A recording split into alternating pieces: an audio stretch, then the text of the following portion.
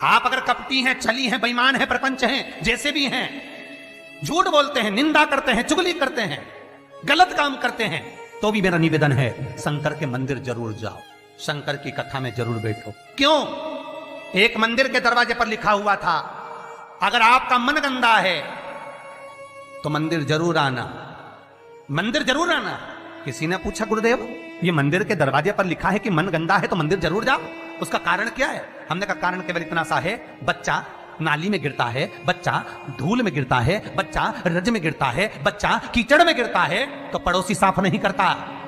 उस बच्चे को अगर गंदगी हो गई है, बच्चे गंदगी में आ गया, तो उसको कोई पड़ोसी साफ नहीं करेगा, उसको कोई पड़ोसन साफ नहीं करेगी, उसको देवरानी जेठानी साफ नहीं करेगी।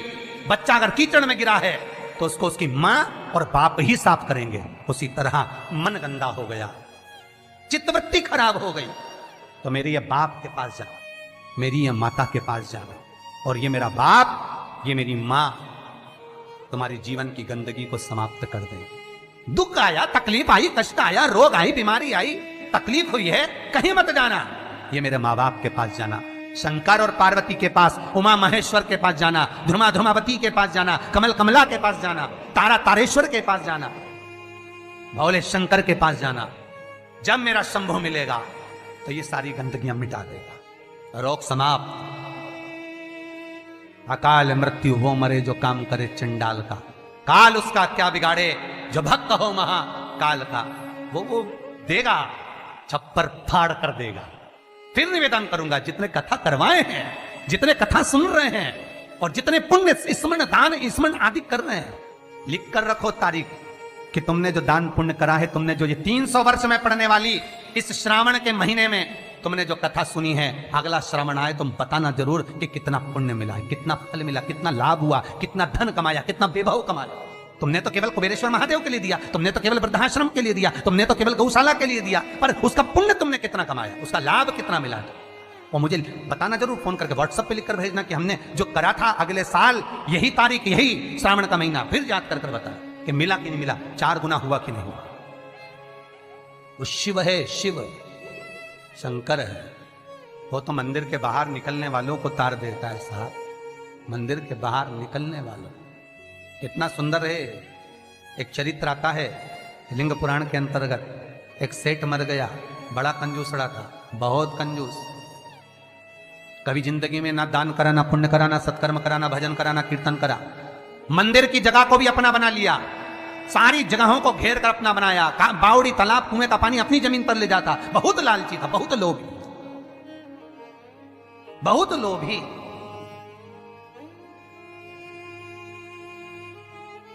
बस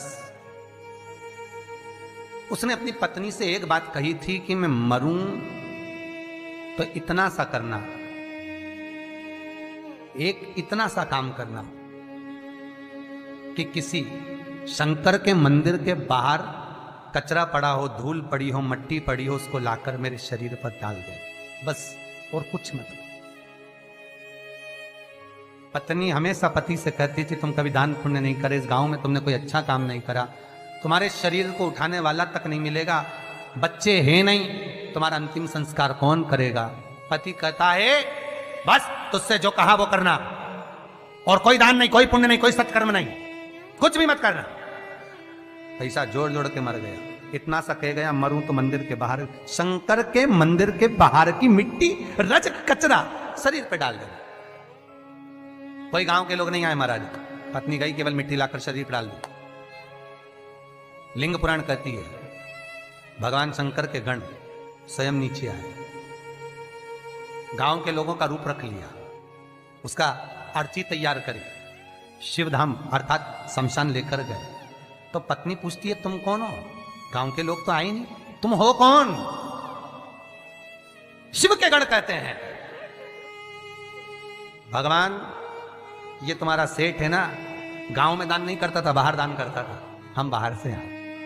अच्छा, मेरे पति को शमशान तक ले चलो। ले गए। कहते हैं शंकर के दरवाजे की मात्र रज, मात्र कचरा, मात्र भूमि की मिट्टी शरीर पर पड़ी थी। शंकर शमशान के दरवाजे पर खड़े होकर उसका वेलकम कर रहे थे, स्वागत। कि पूरी जिंदगी भले तूने नरक बाड़े में निकाली, पूरी जिंदगी भले लूटने में निकाल दी, पर अंतिम समय सुधार लिया। अंतिम समय को सुधारने का भी एक क्रम हमारे शास्त्र कितनी सुंदर बात कहता है महाराज, कितनी सुंदर बात। 3 धनभागी हैं, 3 धनभागी हैं। पहले नंबर पर भीष्म पितामह, जो भगवान कृष्ण के दर्शन करे, जिन्होंने भगवान कृष्ण का बचपन से लेकर जवानी तक का दर्शन करा। दूसरे नंबर पर धनभागी हैं दशरथ जी महाराज, जिन्होंने राम जी के दर्शन करे, राम दशरथ जी के घर में जन्मे। कितने किस्मत वाले होंगे। और तीसरे नंबर के किस्मत वाले धनभागी हैं गिद्धराज जटायु, जिन्होंने प्राणों को त्यागा तो राम जी की गोद में त्यागा। शास्त्र कहता है इन 3 धनभागियों में, इन 3 किस्मत वालों में भी प्रबल किस्मत वाला है गिद्धराज जटायु। क्यों? क्योंकि भीष्म पितामह के प्राण छूटे जब कृष्ण सामने नहीं थे। दशरथ जी के घर में भले राम जन्मे, पर दशरथ जी के प्राण छूटे तब राम सामने नहीं थे। और गिद्धराज जटायु, जिसने जीवन भर मांस खाया, पर जब प्राणों को त्यागा तब राम को सामने पाया, डर गया। बचपन गया जाने दो, जवानी गई जाने दो, अधेड़ी गई जाने दो, पर बुढ़ापा मत बिगड़ने देना। बुढ़ापे में शंकर के चरण पकड़ लेना, शिव के चरणारविंद पकड़ना, मैं कहीं नहीं जाऊंगा। बीमारी भी दी है तो तूने दी है, सही करेगा तो तुम्ही ने दर्द दिया है, तुम ही दवा दो। मृत्युंजय है तू, जगत का भोलानाथ है तू, सबसे ऊंचा तू ही बैठता है। जहां दुनिया समाप्त हो जाती है वहां से तेरी शुरुआत होती है। लोगों का जहां एंड होता है शमशान, वहां से वो शुरू होता है। जहां दुनिया का एंड है वहां से तू शुरू है। तो तू साधारण नहीं हो सकता भोलेनाथ। अगर मेरे चरण में कष्ट आया है तो तू सही करेगा, मुझे विश्वास है। भरोसा रखना। रोज शंकर के मंदिर के दरवाजे पर बैठकर शंकर पर 5 बेलपत्र चढ़ाकर, 1 बेलपत्र उठाकर चबा चबा के उसके ही दरवाजे पर खा, घुटने भी सही कर देगा, शरीर भी करेगा। बस उस पर विश्वास, उस पर भरोसा। बस शंकर है और मुझे पूर्णता विश्वास है कि वो मुझे हारने नहीं देगा। तो नहीं हारने देगा, नहीं।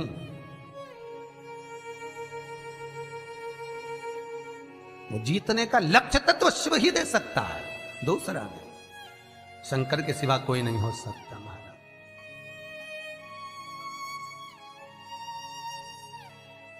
बस उस पर विश्वास